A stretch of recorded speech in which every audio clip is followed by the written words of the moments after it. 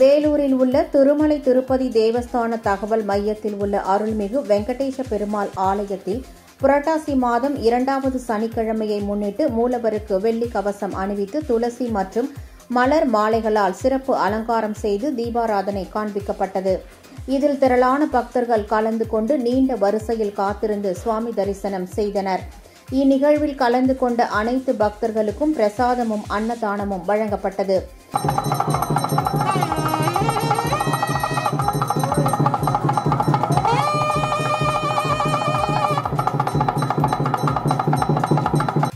இதேபோல் புரட்டாசி மாதம் 2வது சனிக்கிழமையொட்டி சோழிங்கர் கோட்டப்பாறை மலை மீது அமைந்துள்ள ஸ்ரீ வெங்கடேஷ வரதராஜ பெருமாள் சுவாமி திருக்கோவிலில் நடைபெற்ற சிறப்பு பூஜையில் திரளான பக்தர்கள் கலந்து கொண்டு சுவாமி தரிசனம் செய்தனர்.